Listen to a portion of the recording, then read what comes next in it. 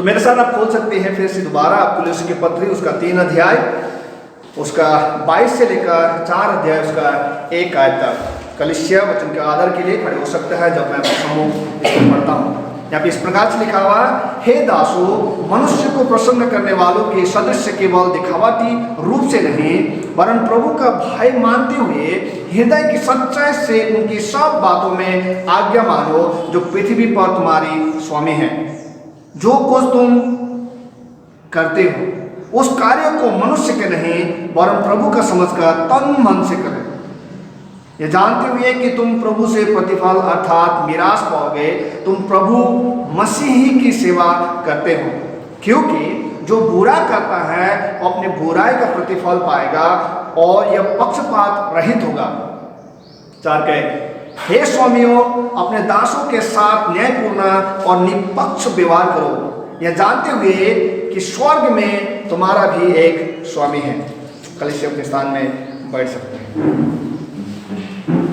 जब मैंने इस भाग में समय को व्यतीत किया, कहीं दिनों से कहीं हफ्तों से मैं इस विषय में आ रहा हूँ। ये एक ऐसा भाग कभी कभी लगता है जहाँ पे कितनी दफ़ा हम लोग को कठिनाई महसूस हो जाता है। क्यों? क्योंकि यहाँ पे बहुत सारी ऐसी चीज़ें जो बोला जा रहा है इसको हम लोग लिटरली रूप से जब लेते हैं तो इस प्रकार से लगता है कि परमेश्वर जो है वो इस बात को बोल रहा है एक सेवक को कि जो भी कार्य तुम्हारा स्वामी तुम्हें बोल दे उसको करना चाहिए और बड़े ही आनंद के साथ करना चाहिए। लेकिन सवाल आता है कि बहुत से ऐसे काम होते हैं जो गलत है, बहुत से ऐसे काम है जो सही नहीं है, बहुत सारे ऐसे काम है जो लगता है कि गलत हो रहा है, तो उसको क्या करें। तो हम लोग आपके बीच में इस समय 2 प्रश्नों को मैं रखूंगा। उन दोनों प्रश्नों में हम लोग आज इस समय विचार करेंगे। जैसे कि मैंने इस विषय का एक जो थीम दिया था वो हमने आपको सम्मुख रखा था, वो ये था कि जो बदलती हुई जो संचार है, जो जल्द जो उन्नति करते हुए संचार है, जो आगे बढ़ते हुए संचार दिखाई दे रहा है, इसमें परमेश्वर का जो आज्ञा है वो कभी भी बदलता नहीं है। बदलती दिखती हुई संचार में परमेश्वर का जो आज्ञा है वो कभी नहीं बदलता। और परमेश्वर का ये आज्ञा है, परमेश्वर को दिया हुआ ये बात है, ये परमेश्वर बोल रहा है कि ये करना है। अपने दास पौलुस के माध्यम से बोल रहा है, वो बोल रहा है दासों के साथ बोल रहा है, उसके स्वामियों के साथ बोल रहा है। जब हम लोग यहाँ पे आए हुए एक सेवक से बातचीत करते हुए दिखाई देता है और एक दास से बातचीत करते हुए दिखाई देता है। हो सकता है कि आपके पास ये सवाल मन में आए कि सेवक मतलब कौन? हम लोग तो नहीं है। दास मतलब कौन? हम लोग तो नहीं है। स्वामी मतलब कौन? हम लोग तो नहीं है। हम आपको वो सारी चीजें आपको क्लियर करके बताने की कोशिश नहीं करेंगे, लेकिन जो बातें इस खंड में लिखा है उस बात को मैं आपके सम्मुख रखूंगा और आप अपने आप उन सारी बातों में, सवालों में आप स्पष्ट हो जाएंगे। सबसे जो पहला प्रश्न है वो ये है कि आज्ञाकारिता का क्या मतलब नहीं है। इस खंड में जब हम लोग आते हैं, जब परमेश्वर बोल रहा है कि स्वामी का आज्ञा का पालन करना है, तो ये सवाल जरूर आप करें कि आज्ञाकारिता का मतलब क्या नहीं है। क्योंकि हम सारे लोग आज्ञाकारी, हम जानते हैं आपको जो बोला जाता है आप करते हैं, जो बताया जाता है वो करते हैं, चाहे वो आनंदित मन से करे या दुखी मन से करे, कुछ भी करके करे आप करते हैं। आज्ञाकारिता का क्या मतलब नहीं है। उसके साथ साथ जो दूसरा प्रश्न है जो आपके सम्मुख में रख रहा हूं, जिसमें हम लोग विचार करेंगे, वो है परमेश्वर का भय क्यों जरूरी है। परमेश्वर का भय हमारे जीवन में क्यों जरूरी है, क्यों ये जानना जरूरी है कि किसके जीवन में परमेश्वर का भय है और किसी जीवन में नहीं है। ऐसे व्यक्तियों को लाकर खड़ा करने की जरूरत क्यों है कि जिसके जीवन में परमेश्वर का भय पाया जाए। वचन कहता है कि जब भी किसी भी व्यक्ति को कोई भी अगुवाई करने की या सेवा करने की कुछ भी चीज आप प्रदान करते हैं, तो उसके जीवन में अगर परमेश्वर का भय नहीं है तो फिर वो परमेश्वर का सेवक, दास, स्वामी हमारे ऊपर नहीं बन सकता। हो सकता है ये प्रश्न आपके जीवन में आए कि क्यों ये जानना जरूरी है कि एक अधिकारी को एक अधिकारी के अधीन है, इस बात का महसूस करे वो। क्यों किसी भी अधिकारी को ये जानना जरूरी है कि वो एक अधिकारी के अधीन है। इन सारी बातों को हम लोग देखते हुए आगे बढ़ेंगे, इसी खंड के अंदर समझने की कोशिश करेंगे। जब हम लोग इस खंड में आए हुए हैं तो इस खंड में बार बार इसी बात को बताया जा रहा है सेवक को कि हर एक चीज जो है जब बताया जाता है, दिया जाता है, उसको करना है और अच्छे से करना है, बढ़िया से करना है, प्रसन्न मन से करना है। बहुत सारी चीजें हैं यहाँ पे, लेकिन आज्ञाकारिता को समझने के लिए ये समझना भी बहुत जरूरी है कि आज्ञाकारिता का मतलब क्या नहीं है। ये जानना बहुत ही महत्वपूर्ण हो जाता है कि एक मसीही विश्वासी होने के कारण, विशेष करके परमेश्वर से डरने वाला व्यक्ति होने के कारण, परमेश्वर के आज्ञाकारी होने के कारण, एक मसीह जीवन में एक ऐसे व्यक्ति जो परमेश्वर की भक्ति में लगा रहता है, उन व्यक्तियों को यह बात जानना बहुत जरूरी है कि परमेश्वर के वचन के द्वारा कहा जा गया आज्ञाकारिता का मतलब क्या नहीं है। जब हम एक ऐसे संसार में रह रहे हैं, एक ऐसे संसार में जहां पर व्यक्ति हमेशा अपने स्वार्थ में डूबा हुआ है, अपने परिवार में, अपने स्वार्थ में, संसार में डूबा हुआ, जहां पे व्यक्ति हमेशा अपने इच्छाओं को पूरा करने के लिए कुछ भी करने को तैयार है या किसी से कुछ भी कराने के लिए तैयार है, ऐसे संसार में हम लोग रह रहे हैं। हम लोग देखते हैं प्रतिदिन संसार की बदलती हुई राजनीतियों को, जब हम लोग देखते हैं संसार के जो इंस्टीट्यूट है, जब उसको बदलते हुए देखते हैं, जब लोगों के अधिकार को बदलते हुए देखते हैं, लोगों के व्यवहार को बदलते हुए देखते हैं, तो कितने दफा हम लोगों को ये बात समझना मुश्किल हो जाता है कि क्या इस व्यक्ति के द्वारा दिए हुए उन आज्ञाओं का पालन करें कि ना करें, क्योंकि हम परमेश्वर के लोग हैं, परमेश्वर के भक्त हैं, परमेश्वर के वचन में चलने वाले लोग हैं। क्योंकि परमेश्वर का वचन तो यहाँ पे इस प्रकार से कह रहा है कि जिसके अधीन तुम हो और जो लोग तुम्हें कार्य सौंपे उसको पूरा रूप से करना, यही कहा गया है। 22 पद में प्लीज क्या लिखा हुआ है? हे दासो, मनुष्य को प्रसन्न करने वाले के सदस्य केवल दिखावटी रूप से नहीं, परम प्रभु का भय मानते हुए हृदय के सच्चाई से उनकी सब आज्ञाओं को जो पृथ्वी पर तुम्हारे स्वामी हैं उसको मानो। अब बताओ क्या करें? वचन इस प्रकार से कह रहा है, यानी कि अगर तुम किसी के अधीनता में अपने जीवन को जी रहे हो, किसी के अधीनता में हो, कोई तुम्हारा अधिकारी है,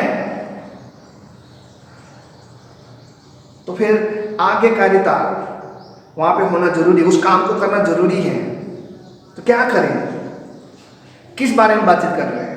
ऐसा क्या चीज है? आज्ञाकारिता का मतलब क्या नहीं है, वो बातें हम लोग यहाँ पे पहली बार देखेंगे। सबसे पहले जो खंड में है, जो इस भाग में लिखा हुआ है, इससे बाहर मैं नहीं जाऊंगा, खंड के अंदर ही रहूंगा। जो खंड में सबसे पहले जो है, जिस बात को बताने की कोशिश कर रहा है, आज्ञाकारिता का मतलब क्या नहीं है। सबसे पहले लिखा हुआ, हे दासो, मनुष्य को प्रसन्न करने वालों के सदस्य, यानी कहने का मतलब यह हुआ कि आज्ञाकारिता का मतलब ये नहीं है कि आप सिर्फ और सिर्फ सामने के व्यक्ति जिसने आपको कार्य दिया है उसको प्रसन्न करने के लिए आप करें। हम लोग बहुत चालाक हैं, उस समय भी लोग जो थे वो चालाक थे, इसलिए इस बात को बोल रहा है कि आज्ञाकारिता का मतलब ये नहीं कि आप ये देखें और इस बात में लगे रहे कि आपके स्वामी किस प्रकार से प्रसन्न होगा, चाहे कुछ भी हो, चाहे किसी के ऊपर दोष लगाना हो, चाहे किसी के ऊपर आप गलत इल्जाम लगाए, या चाहे देखते हुए भी, गलती करते हुए भी उस व्यक्ति को आप बोल रहे कि नहीं आप ठीक कर रहे हैं, आप सही है। एक एडवर्टाइज आता है, अभी ड्रीम 11 में एक एडवर्टाइज आता है जहाँ पे एक व्यक्ति बैठा होता है और अपने बॉस कुछ बोल रहा होता है और अचानक से वो बॉस को बोलता है, बॉस क्या आइडिया है, बहुत अच्छा आइडिया दिया, जबकि सबको पता है कि वो जो आइडिया है, जो उसने दिया हुआ विचार है, वो सबसे खराब, सबसे बेकार और काम ना लगने वाला, सबके लिए उन्नति का कारण कभी हो नहीं सकता, वो स्वार्थमय है। लेकिन वो व्यक्ति वहां पे बैठे हुए 10 लोगों के बीच में बोलता है कि आपका जो विचार है वो बहुत ही शुद्ध, बहुत ही सही, बहुत ही अच्छा है। आगे करते तो मतलब ये नहीं है कि आप सामने वाले व्यक्ति को क्या करते, प्रसन्न करते। प्रसन्न करना हम लोग आता है। कितने दफा हम लोग अपने जीवन में अनुभव करते हैं, कितनी बात होगा, कितने दफा बोलते हैं, लोग आते हैं, लोग बोलेंगे आपको कि सर आप बहुत अच्छे, आपने जो बोला बहुत अच्छा किया, ऐसे ही बोलना चाहिए था, ऐसे ही करना चाहिए था, यही ठीक है। बस स्वामी खुश हो गया, प्रसन्न हो गया, और आप भी प्रसन्न हो गए। ऐसे बहुत से काम हम लोग कर रहे हैं दुनिया में अभी भी। देख रहे हैं कि वो गलत है, देख रहे हैं कि वो ठीक नहीं है, देख रहे हैं कि वो सही नहीं है। आज्ञाकारिता का मतलब ये नहीं है, आज्ञाकारिता का मतलब ये नहीं है कि आप सामने वाले व्यक्ति को खुश करें, प्रसन्न करने की कोशिश करें, जिसके लिए आप कुछ भी कीमत चुकाने के लिए तैयार हैं। इसलिए वो लिखा हुआ है, हे दासो, मनुष्य को प्रसन्न करने के लिए, यानी कि जो व्यक्ति तुम्हारे सामने है, जिस व्यक्ति के साथ तुम जीवन जी रहे हो, चाहे वो तुम्हारा पति हो या तुम्हारा पत्नी हो, कोई भी हो, हर एक रिश्ते में ये आ जाता है। अगर आप उसको सिर्फ और सिर्फ प्रसन्न करने के लिए ये कर रहा है तो गलत है। हमारे एक अनुभव है हमारे जीवन में, प्रभु का दास पासवान बहुत ही अच्छे प्रभु के दास थे, बहुत ही अच्छे प्रभु के पासवान थे, लेकिन उसके जीवन में एक जो सबसे खराब आदत था वो यह था कि रात को वो दारू पी लेता था। रात को दारू पी के, तो दारू पीना गलत मैं ये नहीं बोलूं, लेकिन अधिक पी जाता था, किसी को नहीं मालूम। जब कुछ घटनाएं हुई, जब एक दिन हल्ला हुआ, अचानक से परिवार में मुठभेड़ हुआ, तब जाके पता चला कि पासवान जो है वो रात को दारू पीता है। और देता कौन है? पत्नी। क्यों कर रही थी सब कुछ? क्योंकि उसका हस्बैंड खुश हो जाता था इन सारी चीजों को करने के बाद। ये आज्ञाकारिता नहीं है। हो सकता है कि आप लोग भी जीवन में, चाहे आपके पासवान भी हो, अगर आपके सामने खड़ा होगा, अगर बोलता है, अगर वो गलत है, तो कलीसिया की ये जिम्मेदारी है कि वो पासवान के सम्मुख जाकर पासवान को बोले कि पासवान, आपने ये चीज गलत किया है, ये चीज आपका सही नहीं है। या अगर आपको एहसास होता है कि आपने की है, तो आप दूसरों को खुश करने के लिए उस बात को ना करें, क्योंकि आज्ञाकारिता का मतलब ये नहीं है कि आप उस कार्य को करें। आज्ञाकारिता का मतलब प्रसन्न करना नहीं होता। अब लगे हुए हैं, अब लगे हुए हैं। दूसरा जो बात यहां पे दिखाई देता है आज्ञाकारिता का मतलब, क्या लिखा हुआ? आज्ञाकारिता का मतलब क्या नहीं है? पहला जो दिखा हमने, प्रसन्न करना आज्ञाकारिता का मतलब नहीं है। दूसरा जो यहाँ पे दिखाई देता है कि आज्ञाकारिता का मतलब क्या नहीं, वो है कि वो कहता है कि केवल दिखावटी रूप से नहीं, केवल दिखावटी रूप से नहीं। यानी कि आपको अगर कोई जिम्मेदारी दिया जाता है, अगर कोई आपको काम दिया जाता है, तो सीधा सीधा स्पष्ट से इस बात को कहने की कोशिश कर रहे हैं कि वो सिर्फ और सिर्फ दिखावा नहीं होना चाहिए। बोल दिया गया है तो करना पड़ेगा। जागीर है, मेहनत कर रहे हैं, काम कर रहे हैं, नौकरी है, इसलिए कर रहे हैं। ऐसे जीवन है, कितनी दफा है, कितनी बार ये सारे विचार जो हमारे मनों में भी आता है। ऐसा नहीं कि हम लोग एकदम स्वर्ग से उतरे हुए हैं, नहीं, लेकिन बार बार संघर्ष करते हैं। और इस बात को बताया जा रहा है, लिखाया जा रहा है, दिखाया जा रहा है, बताया जा रहा है कि आज्ञाकारिता का मतलब ये नहीं। परमेश्वर जिस आज्ञाकारिता का बात कर रहे हैं यहाँ पे अपने स्वामी के, ये नहीं है वो कि आप सिर्फ और सिर्फ दिखावा के लिए आप करें। कितनी दफा दिखाई देता है दिखावा होता। जब स्वामी आते हैं तो सब लोग लगे हुए होते हैं। कोई झाड़ू उठा रहा होता है, कोई पोछा उठा रहा होता है, कोई पानी ला रहा होता है, कोई कुछ कर रहा था, कोई कुछ कर रहा था, सारे लोग कर रहे होते हैं। दिखावा का है, दिखावा ही ना। दिखावा में और भी बहुत सारी चीजें हैं, जैसे उद्घोषणा। आपको बड़े अच्छे अच्छे चीज बोल देंगे, बड़े अच्छे अच्छे चीजों का घोषणा कर देंगे, लेकिन वो चीज जमीन में कभी उतरेगा नहीं। दिखाएगा आपको, लालच दिखाएगा, सब कुछ करेगा, लेकिन ऐसा नहीं है। क्या आपने और हमें तो ऐसा व्यवहार नहीं है कहीं कि हम सिर्फ दिखावा करने की कोशिश, क्योंकि हमारे अंदर, हृदय के अंदर कुछ और ही चल रहा है, कुछ और मकसद है, हम कुछ और ही चीज पाना चाहते हैं। प्रभु यीशु मसीह का नहीं है। अगर हमारे जीवन में प्रभु यीशु मसीह को आनंदित करना, प्रभु यीशु मसीह को प्रशंसा करना, प्रभु यीशु मसीह को ही अपने जीवन में लेकर चलना है, तो कभी भी हम अपने जीवन में दिखावटी नहीं करेंगे। और दिखावटी ज्यादा दिन नहीं टिकता, कुछ दिनों में वो खत्म हो जाता है। आज्ञाकारिता का मतलब ये नहीं है कि जब आपको बोल दिया तो आप कर रहे हैं, वो नहीं। उससे पता चल जाता है कि दिखावा का है या नहीं है। क्योंकि आपके काम बोलता है उस समय, क्योंकि जितना बोला गया उतना ही करेंगे, या उससे कम करेंगे, उससे ज्यादा आप नहीं करेंगे, आपका मन ही नहीं होगा। क्योंकि दिखावा, आज्ञाकारिता का मतलब ये नहीं है दिखावा करना, आज्ञाकारिता का मतलब ये नहीं है। तीसरी बात, आज्ञाकारिता का मतलब क्या नहीं है, वो कहता है वरन प्रभु का भय मानते हुए हृदय की सच्चाई से उनकी सब बातों का आज्ञा मानो जो पृथ्वी पर तुम्हारा स्वामी है। मतलब क्या है, क्या बात है यहाँ पे, क्या लिखा हुआ है? तीसरी बात, तीसरी जो बात है वो यहाँ पे जो दिखाया जाता है वो है भय, भयभीत होना।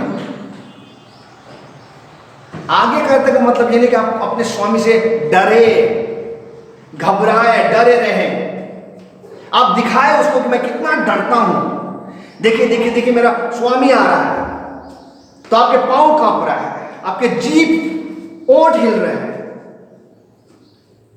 आप बहुत कुछ कर रहे हो। वो कहता है आज्ञाकारिता का मतलब ये नहीं है कि आप भयभीत हो, भयभीत होना नहीं है, भयभीत इंसान काम नहीं कर सकता, वो हमेशा गलती करेगा, सही नहीं करेगा।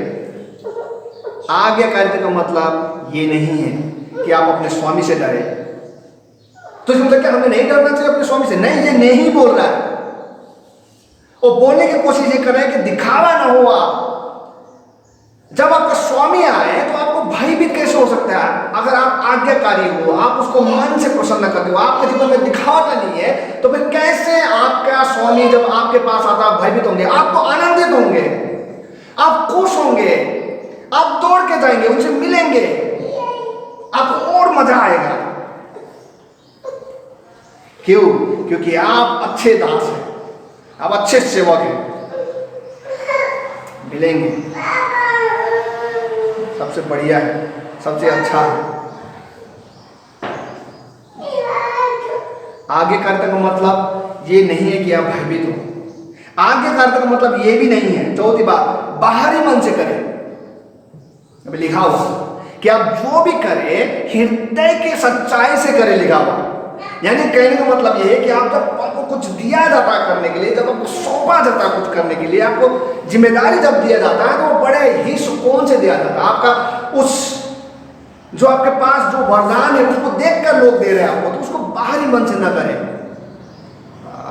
सिर्फ बस बोल दिया है तो करना पड़ेगा, कर रहा हूं, ऐसा नहीं है।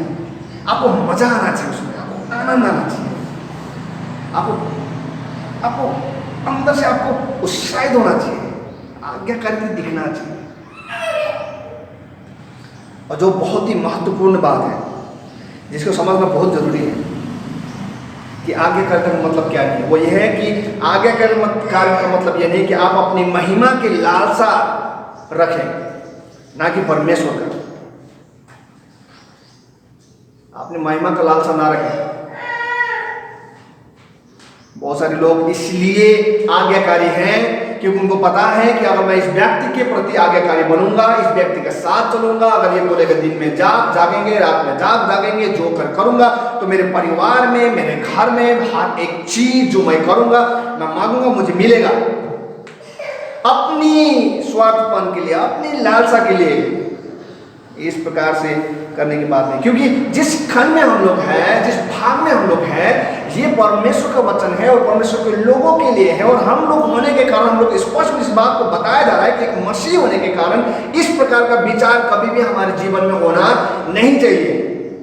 ये सारे विचार जो है वो संचार में हो सकता है, लेकिन प्रभु के घर में, प्रभु के लोगों में हो नहीं सकते। इसीलिए जिस बात को बताने की कोशिश करो, वो क्या बोल रहा है? वो ये बोलता है हर एक चीज जो तुम कर रहे हो वो परमेश्वर के लिए कर रहा है, ऐसा सोच के करो। चाहे तुम्हारा स्वामी जो है वो तुमसे प्रेम करने वाला हो, या चाहे स्वामी तुम्हारा जो है वो तुमसे नफरत करने वाला हो, चाहे तुम्हारा स्वामी तुम्हारे साथ पक्षपात करे, कुछ भी हो, लेकिन तुम्हारा जो फर्ज है एक सेवक होने के नाते, एक दास होने के नाते, जीवन में हमेशा उसके प्रति आज्ञाकारी बने। इस प्रकार का आज्ञाकारी नहीं जो सिर्फ प्रसन्न करने का, दिखावा करने का, भयभीत होने का, बाहरी मन से और अपने महिमा के लिए कर रहा है। ऐसा आज्ञाकारिता की बातचीत यहाँ पे नहीं हो रहा है। तो फिर इस वचन के अनुसार सही आज्ञाकारिता क्या है? फिर क्या सही आज्ञाकारिता? क्या लिखा बताया इस खंड में सही आज्ञाकारिता के बारे में? लिखा है यहाँ पे सही आज्ञाकारिता के बारे में? तो आप देखिएगा वचन में क्या लिखा हुआ। यहाँ पे लिखा हुआ सबसे पहली बात क्या लिखा हुआ? यहाँ पे लिखा हुआ परमेश्वर का भय मानते हुए। यानी कि जिस आज्ञाकारिता का परमेश्वर बातचीत कर रहा है, जिस आज्ञाकारिता को यहाँ पे परमेश्वर जो दे रहा है, कि पौलुस के माध्यम से लिख रहा है, वो ये बोल रहा है कि सबसे पहले तुम्हारे जीवन में परमेश्वर का भय होना बहुत जरूरी है। परमेश्वर का भय मानना बहुत जरूरी है। क्यों? ये वचन में कहता है कि परमेश्वर का भय ज्ञान का शुरुआत है। जो परमेश्वर को भय मानता है वो बुद्धिमान होता है। जो परमेश्वर को भय मानता है वो ज्ञानी होता है। परमेश्वर को जो भय मानता है उसका जीवन जो है वो संसार में सबसे अलग होता है। आपका जीवन इस बात को बताएगा, आपका चाल चलन इस बात को बताएगा, आपके उठना बैठना इस बात को बता देता है स्पष्ट रूप से कि आप में परमेश्वर का भय है या नहीं है। आपके खाने पीने उठने चलने सम्मान हर एक चीज इस बात को स्पष्ट करके दिखा देता है। इसलिए परमेश्वर का वचन जिस प्रकार से वहां पे बोल रहा था कि प्रसन्न, दिखावा, भयभीत, बाहरी मन, अपनी महिमा, लेकिन इन सारों के बीच में ये शब्द क्यों डाला कि वरन प्रभु का भय मानते हुए? क्योंकि ये स्पष्ट है कि जिसके जीवन में परमेश्वर का भय बैठा हुआ है उसके जीवन में कभी भी दिखावा का चीज नहीं हो सकता। वो जो करता है वो मन से करता है। वो प्रसन्न करता भी है तो वो मन से होता है, महिमा के लिए होता है परमेश्वर का। दिखावा कभी नहीं होता। और उसके जीवन में भय भी है तो वो भय जो है वो परमेश्वर का है, क्योंकि परमेश्वर ने उसके जीवन में वो भय दिया है। आज्ञाकारिता का जो मतलब है सही वो ये है कि आपके जीवन में परमेश्वर का भय होना बहुत जरूरी है। आज्ञाकारिता का मतलब जो है वो हृदय के सच्चाई से कार्य होना चाहिए। लिखा हुआ है यहाँ पे हृदय की सच्चाई से, यानी कि जो भी कार्य आप करो वो हृदय से करो, मन से करो, अंदर से हो। इसलिए कितनी दफा हम लोग बातचीत करते हैं, कितने दफा बोलते नहीं कि जब हम लोग कभी कभी खाना भी खाते हैं बैठकर, तो हम लोग देखते हैं खाते हैं तो हम लोग क्या बोलते हैं? मन से बनाया है बोलते कि नहीं बोलते? पूछते हैं ना हम लोग लोगों को आपस में। क्यों पूछते हैं? क्योंकि इस बात को बताने की कोशिश कर रहा है कि अगर पूरा मन लगाकर किसी भी बात को ध्यान न देते हुए अगर आनंद के साथ अगर आप कुछ बनाते हैं तो कुछ भी हो स्वादिष्ट होता है, अच्छा लगता है, मजा आता है। आप बोलोगे नहीं नहीं ऐसा नहीं होता है, स्वादिष्ट नहीं होता। नहीं होता है।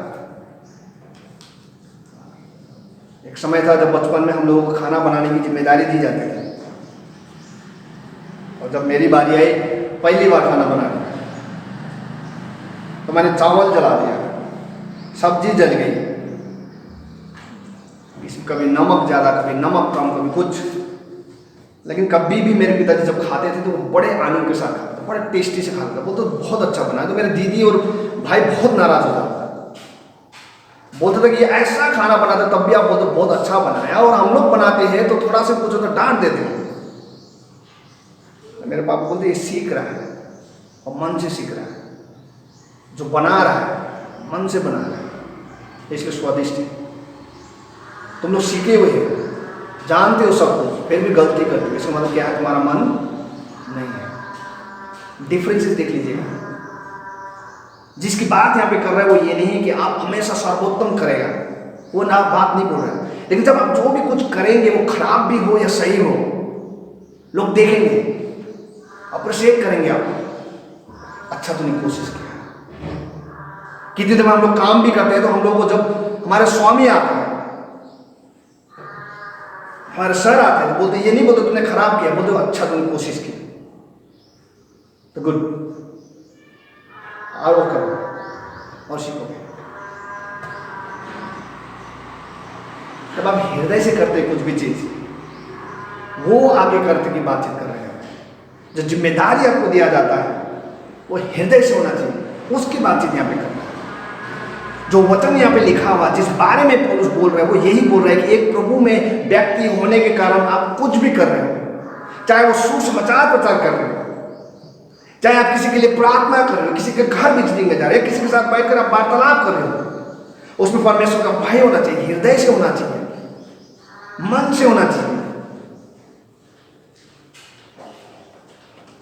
प्रभु कहता है, तीसरी बात कहता है, अपने समझ के कि प्रभु ने दिया है उसको करो।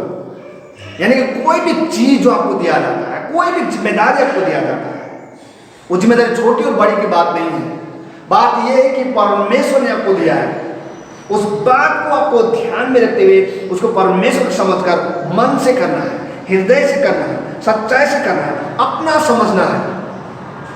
कितनी दफा हम लोग जब बातचीत करते हैं लोगों के साथ, हम लोग बोलते हैं, जब कोई आपसे कुछ मांगने के लिए आता है, या आपके बाइक मांगने के लिए, कार मांगने के लिए, या आपके घर में कुछ बर्तन मांगने के लिए, या कुछ भी चीज आपसे मांगने के लिए आते हैं, तो हम लोग एक जरूर बोलते हैं बात, मतलब बेटा अपना समझ के चलाना बोलते हैं। क्यों? क्योंकि जब अपना समझते हैं उसको क्या करते हैं, वो संभाल कर चलाता है। बाइक भी ले जाता तो गड्ढे में जम नहीं कराता, क्योंकि अपना है तो आराम से निकलेगा। जब अपना नहीं समझ कैसे निकलता, और जब आएंगे तो क्या करेगा, बोनट तोड़ के आएगा। तो ये चीज बोलने की कोशिश कर रहा है, अब ये चीज भी जोड़ने की कोशिश नहीं कर रहा है, लेकिन जिस बात को बनाने की कोशिश कर रहा है वो ये है कि कोई भी चीज जब आपको दिया जाता है उसको अपना समझकर बड़े ही ढंग से, जितना हो सके सुंदरता से आपको क्या करना, उसको करना है। क्योंकि हम अपने चीजों को देख लीजिए, मोबाइल भी आपके पास होगा तो आप क्या करते हैं, सुबह भी साफ करेंगे, शाम को भी साफ करेंगे, बार बार देखेंगे कहीं क्रैक ना हो, कहीं गंदा तो ना लगा, क्योंकि वो अपना है। प्रभु कहता है जब कोई आज्ञा आपको देता है, कोई जिम्मेदारी देता है, कोई काम देता है, जब वो आपको दे दिया तो वो आपका है, अपना है। आप जितना हो सकते सब कुछ ढाल दीजिए आपका, और जब वो प्रकट हो सामने लोगों का तो बोले वाह क्या बात है। कितने दफा हम लोग समय के अनुसार, समय की चीजों के अनुसार हम लोग क्या करते हैं, जल्दबाजी कर देते हैं। अपनी चीजों में जल्दबाजी नहीं करते, बड़ा बटन नहीं, ध्यान से अपना। दूसरा क्या है, हो गया तो बोला नहीं, ऐसा नहीं ना। कोई भी जिम्मेदारी आप अपना जीवन डाल दीजिए, अपना समझ के उसको आगे करने का मतलब ये है, ये आगे करने की बातचीत यहाँ पे कर रहा है। और बोलते हैं कि सबसे जो सुंदर शब्द मुझे इसमें लगा वो ये है कि वो कहता है कि कोई भी चीज जो आप करते हैं आगे करने का मतलब सबसे मेन चीज बोलता है कि प्रभु में आशा रखना, प्रतिफल का बोलते प्रतिफल का आशा प्रभु में रखना है। ये चीजें पूरा चीजों को, पूरा दुनिया में आपके सोच को बदल देता है। कितने दफाए हम जो काम करते हैं संसार में, जो हमें सौंपा जाता है, उसमें कमी इसलिए आता है क्योंकि हमारा जो आशा है, अपेक्षा है, वो सामने वाले व्यक्ति के प्रति रहता है कि ये व्यक्ति है जिसने मुझे काम दिया तो मुझे इसका इतना इनाम चाहिए, इतना प्रतिफल चाहिए। और कितने दफाए जब आप लोग काम कराने जाते हैं बाहर, आपके साथ रिश्ते होंगे, दोस्त होंगे, कुछ होंगे, तो जब वहां पे काम करने जाते हैं, कोई काम लेके जाता है तो पहले से उस व्यक्ति को बताया जाता है कि भाई ये काम कराने के लिए आया है तो ये पैसा जो है उतना नहीं देगा, तो भाई इसको लपेट दे, यानी कि टाप टाप टाप करके निकाल देना, ज्यादा समय मत देना, क्योंकि जो प्रतिफल है वो तुम्हें नहीं मिलेगा इससे। तो क्या कर दे, टक टक टक टक टक, कोई भी काम मतलब हो गया, ले लिया, रख लिया। ये प्रभु बोलता है कि नहीं, ऐसा मत करना। अगर तुमने अपने दिमाग में, अपने मन में अगर ये सोचा है, कोई काम कर रहे हो, तो तुम्हारा अगर प्रतिफल तुमने किसी मनुष्य के प्रति रखा है तो तुम्हारा काम कभी भी 100% नहीं होगा, तुम्हारा काम कभी भी सुंदरता नहीं है, तुम्हारा काम में कभी भी वो अपनापन नहीं दिखेगा। प्रभु बोलता है इसलिए मैं बोल रहा हूँ, बोलता पौलुस को बोलता है इसलिए मैं तुम्हें बोल रहा हूँ। हो सकता है कि संसार में जब तुम काम कर रहे हो तो तुम्हें वो ना मिल रहा हो, तो मैं इस बात को कहने की कोशिश कर रहा हूँ कि परमेश्वर के प्रति तुम्हारा मन रखे, वो तुम्हारा प्रतिफल देगा, वो करेगा सब कुछ। और जब हम उसके प्रति देखते हैं तो कोई भी जिम्मेदारी हो, चाहे वो हम लाखों का कर रहे हो, हमें 500 रुपये मिल रहे हैं, तब भी हम बड़े आनंद से करेंगे। क्यों? क्योंकि वो लाख रुपए जो है वो सड़ सकता है, लेकिन वो जो प्रतिफल देगा कभी भी नहीं सड़ेगा, वो अनंत का है। इस बात को बताने की, इसलिए आपके जीवन में जो सेवा है वो कभी कम नहीं होगी। इसलिए जब आप सुसमाचार के सेवाकाय में आप निकल रहे हो, जब आप जा रहे हो, या किसी भी सेवाकाय में आप क्षेत्र में हो सकता है कि आपको वो सारी चीज न मिलने के कारण आप सिर्फ प्रसन्न करने के लिए कर रहे हो, दिखावा करने के लिए कर रहे हो, सिर्फ आप उसके साथ भयभीत होने की कोशिश कर रहे हो, या बाहरी मन से कर रहे हो। और उसको भय से करो, हृदय से करो, अपने समझ कर करो, क्योंकि प्रतिफल जो है वो कौन देगा? परमेश्वर देगा। ठीक है, ये सब कुछ तो ठीक है, मान लिया, पर क्यों? ये भी सवाल आता है, पर क्यों? नहीं करूंगा तो क्या करूंगा? नहीं करूंगा तो क्या करूंगा? क्या कर सकते हो? निकालोगे जल्दी जल्दी, भगा दो, निकाल दो, क्या करोगे? तो वो अपने वचन में लिखे बोलता नहीं, ऐसा नहीं करूंगा, ऐसा नहीं करूंगा। क्या करेगा? बोलो तुम सेवक हो, दास हो, सब कुछ हो, और तुम इस प्रकार से नहीं करते हो। तो 25 पद हमें चेतावनी देता है, बड़ा सुंदर रूप से स्पष्ट देखता है। हमारे पास ऑप्शन ही नहीं है, प्रभु ने ऑप्शन ही नहीं छोड़ा। ये मैंने पहले ही बोला कि ये अनुरोध नहीं है, ये आज्ञा है प्रभु का। अगर इस काम को हम लोग इस प्रकार से नहीं करेंगे जिस प्रकार से परमेश्वर का वचन बोल रहा है, तो यहाँ पे लिखा हुआ है, क्योंकि जो बुरा करता है वो अपनी बुराई का प्रतिफल पाएगा। यहां तक तो ठीक है, मान लेंगे, सही है, लेकिन क्या बोल रहा है आगे का शब्द? बोल रहा है कि ये पक्षपात रहित होगा। ऐसा नहीं कि आप उसके बेटे हैं तो आपको कम, और आपके बेटे नहीं तो आपको ज्यादा, ऐसा नहीं। आप कर्मचारी हो, आप सेवक हो, उस घर के अंदर आप दोनों को बराबर हो गए। इसलिए मैं कितनी दफा है जब बाहर जाता हूं, और विशेष करके जो देनदार होता है, दुकानदार होता है, कुछ जाती है दुकानदारी में, वो क्या करता है, अगर अपने बच्चे भी उस दुकान के अंदर से कुछ निकाल के खाते हैं ना, तो वो लोग पैसा निकाल के उसके गले के अंदर ढालता है। ये नहीं कि बेटा है तो आया उठाया खा गया, ऐसा नहीं होता उनके यहाँ। खाते हैं तो उतना पैसा गले में डालता है। ये नियम है, ये आदत है। प्रभु इस बात को बोलने की कोशिश कर रहा है कि तुम प्रभु में हो, तुम प्रभु को बचाए गए हो, प्रभु यीशु मसीह के लहू के द्वारा छुड़ाए गए हो। इसका मतलब ये नहीं कि तुम्हारे साथ कुछ और ही होगा, नहीं। तुम्हारे पाप जो तुमने किए हैं उसके अनुसार तुम्हारे साथ होगा। और ये अनुरोध नहीं है, ये चेतावनी है।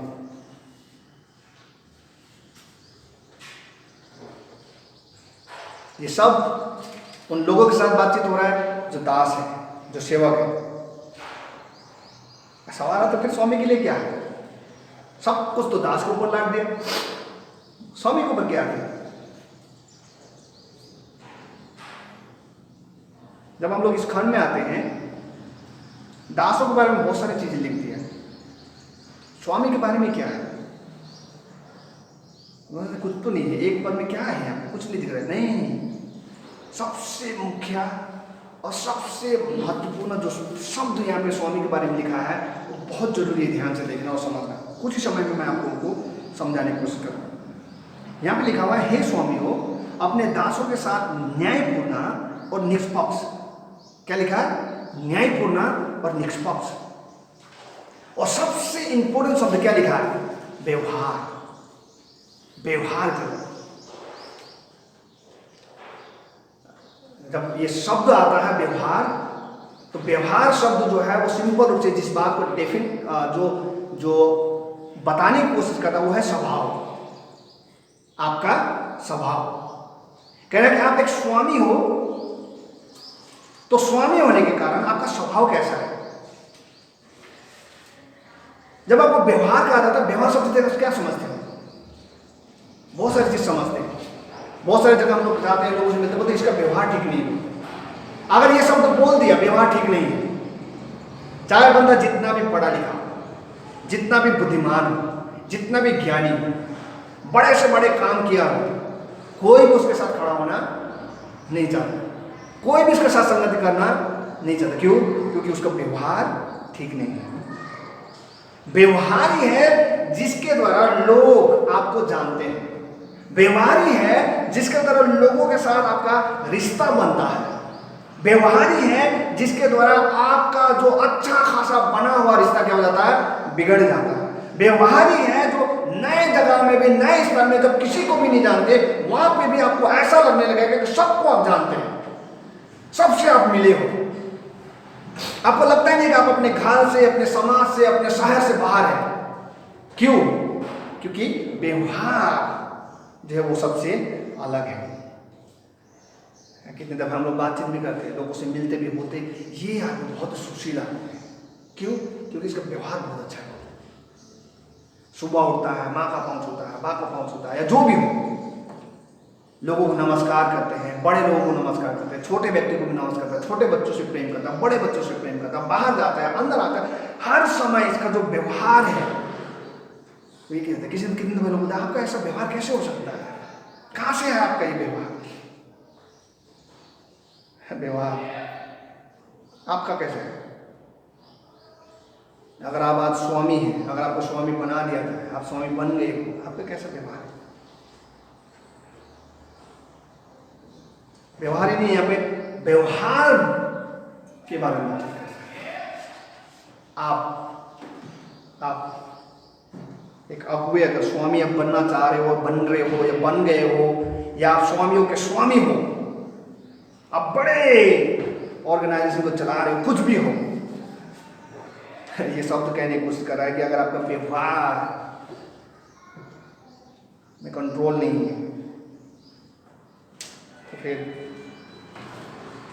खतरा है। खतरा क्या? खतरा है क्या? खतरा है यहाँ पे देखिए, खतरा क्या आपको बताता हूँ। यहाँ पे दो शब्द हैं विशेष करके अगुवे के लिए। वो कहता है कि आप अगर स्वामी हैं, आप अगर अधिकारी हैं, आपको अगुवाई करने का क्या दिया है, गुण दिया है, या आपको जिम्मेदारी दी है, तो आपका जो खास काम है वो क्या है, न्याय करना लोगों का, और दूसरा निष्पक्ष। यानी कि आप जब भी किसी का न्याय करोगे तो न्याय आपका क्या होना चाहिए, न्यायपूर्ण होना चाहिए, और क्या होना चाहिए, निष्पक्ष होना चाहिए। और ये दोनों शब्द लिखने के बाद व्यवहार लिखा है। क्यों? क्योंकि ये दोनों चीज आपके व्यवहार के साथ जुड़ा हुआ है।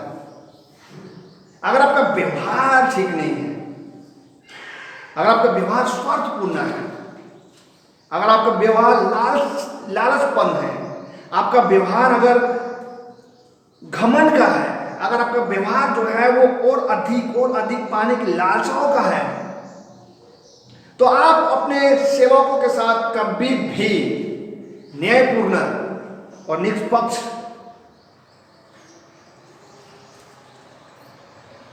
न्याय नहीं करेंगे, कभी नहीं करेंगे। बाइबल कहता है जैसा मसीह का स्वभाव था वैसा ही तुम्हारा भी स्वभाव हो, जैसा मसीह का स्वभाव था वैसा ही तुम्हारा भी स्वभाव।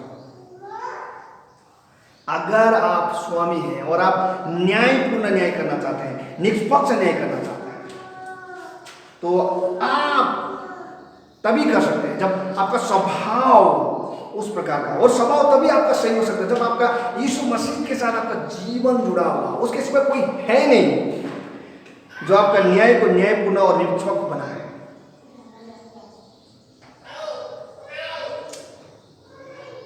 अगर आप स्वामी हैं और आपको बनाया गया है, आपको ध्यान देना बहुत जरूरी है। क्यों ये बात जरूरी है स्वामी के लिए? क्यों ऐसा करना बहुत जरूरी है? क्योंकि वचन कहता है, चेतावनी देता वचन, वही कहता है कि ये जानते हुए कि स्वर्ग में तुम्हारा भी एक स्वामी है। कहने वाले कि तुम कुछ भी कर रहे हो, पक्षपाती कर रहे हो, न्याय सही से नहीं कर रहे हो, तुम सता रहे हो, स्वार्थ में हो, तुम अपने आप को बढ़ाने के लिए, सब कुछ करने के लिए, उस चीज को छोड़ने ही ना जाने के लिए, तुमने सब कुछ जो भी कर रहे हो करो, कोई बात नहीं, लेकिन एक समय आएगा जब तुम्हारा क्या होगा, न्याय होगा, क्योंकि तुम्हारे ऊपर भी एक स्वामी है। यही बात यहाँ पे बोलने की कोशिश कर रहा है कि आज्ञाकारिता का मतलब क्या नहीं है और परमेश्वर का भय होना क्यों जरूरी है। परमेश्वर का भय होना इसलिए जरूरी है कि अगर आपके पास परमेश्वर का भय है तो आप परिवर्तित होंगे और आप एक ऐसे नहीं बनेंगे, न्याय करने वाला बनेंगे, एक ऐसा स्वामी बनेंगे जिसका न्याय जो है वो हमेशा न्यायपूर्ण होगा और निष्पक्ष होगा, क्योंकि आप परमेश्वर का भय मानते हैं और परमेश्वर का भय ही ज्ञान का शुरुआत है। परमेश्वर का भय जिसके जीवन में है उसका स्वभाव बदलने लगता है, थोड़ा थोड़ा करके, अंश अंश करके प्रभु यीशु मसीह की तरह होने लगते हैं। आप और हम एक कलीसिया में होने के नाते कलीसिया में किस प्रकार का जीवन हम जी रहे हैं, एक दूसरे के साथ हमारा व्यवहार कैसा है। बाहर जब हम लोग काम करने जाते हैं या बाहर हम लोग नौकरी करते हैं, कुछ भी हो, हम लोग को व्यवहार कैसे है उनके साथ।